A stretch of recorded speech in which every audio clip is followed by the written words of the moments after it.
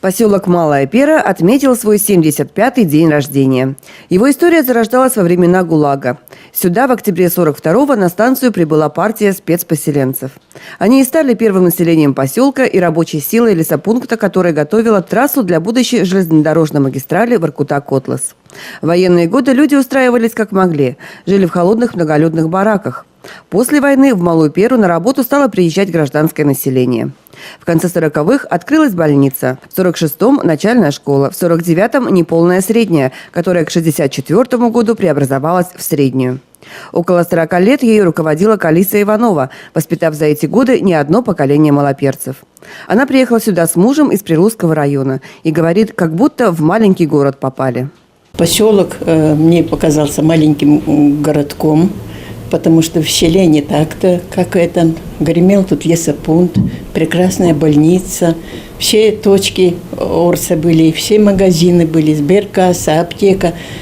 Мы приехали, даже не было никаких квартир, нам уже по блату выделили квартиру, потому что готовили, что мы приедем, и буду я работать заместителем директора.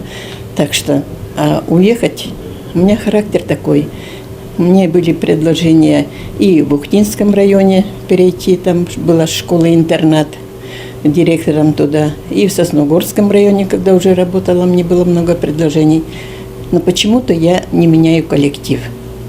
Коллектив у нас был сплоченный, очень хороший со временем стал, поэтому добивались успеха в этой школе. Калиса Иванова – ровесница поселка. В этом году она также отпраздновала 75-летие. Так же, как и Раиса Урскова, приехавшая в Малую Перу с мужем в 1964 году. Работала в яслях, после 15 лет проработала в ЖКХ. Планировали, выйдя на пенсию, уехать на родину, да полюбили север и остались в поселке. А муж привез. Он в армии был, с армии приехал, по вербовке, приехал сюда плотником. Вот эти все дома, школу, вот это все он строил. Ну и привез меня сюда. Я работал все ЖКХ в котельной, дровами готовить. Вот топили котельной, обогревали школу, магазины. Вот тут общежитие было двухэтажное, все мы обогревали. Принимали поздравления с 75-летием и еще два жителя Малой Перы – Евгений Паранюк и Мария Гризан. Оба оказались на Малой Пере, будучи еще совсем юными. Долгие годы трудились в лесозаготовительной отрасли, чем заслужили всеобщий почет и уважение. Безусловно, историю Малой Перы писали люди, которые здесь жили и трудились. Это особо отметил руководитель администрации муниципалитета Виктор Шомисов. Вы сохраняете традиции своего поселка и передаете их молодым. Я еще раз от всей души поздравляю вас с праздником, с юбилеем. В этот день малоперцы принимали большое количество поздравлений и подарков. Одним из них стал комплект звукового оборудования для досугового центра поселка, приобретенный в рамках федерального партийного проекта «Местный дом культуры». Много было и творческих подарков, подготовленных специально к торжественному дню. Местная детвора с особым воодушевлением читала стихи, посвященные любимому поселку. Вечером свечет тьман, Урал седой, равнины, тундры, северной тайгой, все это Коми-край, любимый и родной. С особым чувством и теплотой звучали и песни, исполненные артистами из Сосногорска, Ухты и Ирайоля. Завершился праздник игровой программой для детворы. Как признаются местные жители, дети – это самое главное доказательство того, что у Малой Перы большое будущее. Неудивительно, что именно о них думают малоперцы, обсуждая первоочередные планы поселка в рамках республиканского проекта «Народный бюджет». Яркий пример – народный проект 2017 года. Новенький игровой комплекс, который незадолго до праздника установили напротив досугового центра.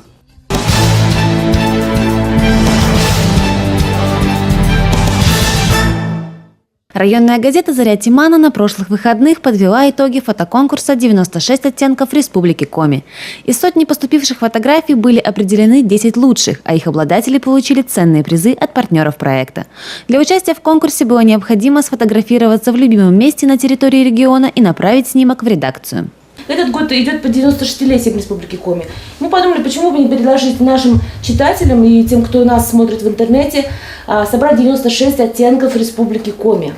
Потому что можно сказать, что каждое место, каждый уголок нашей родной республики – это свой оттенок. Всего в редакцию поступило 103 фотографии практически из каждого уголка нашей республики.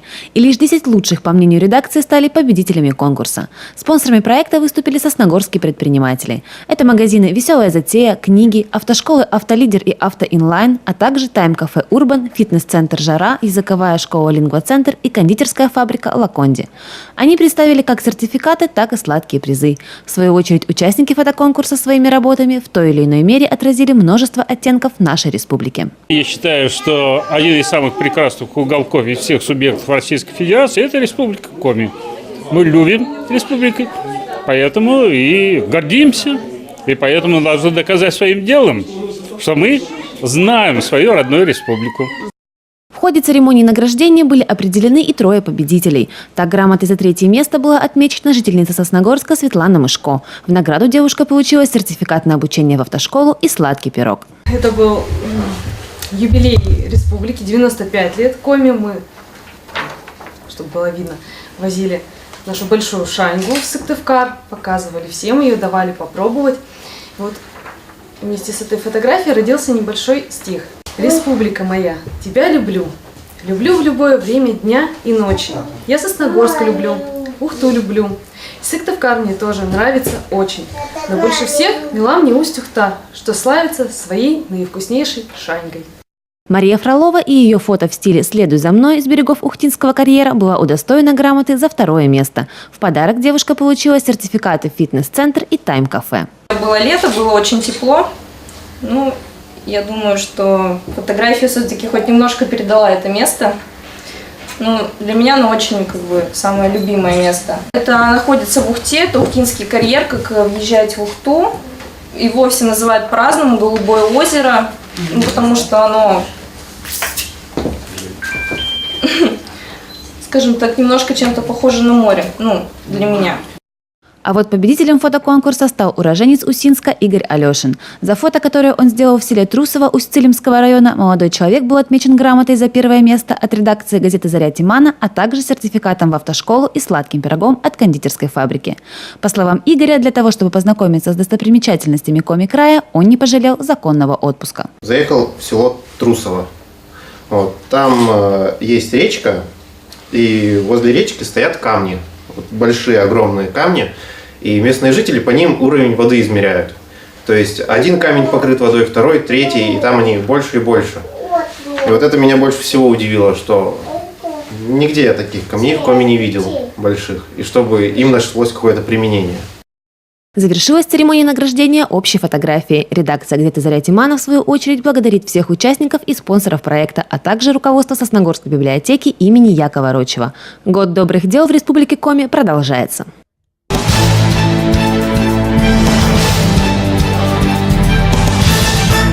В среду в Сосногорске будет облачно, ночью +4, днем 6-8 градусов тепла, ветер северо-восточный 3 метра в секунду.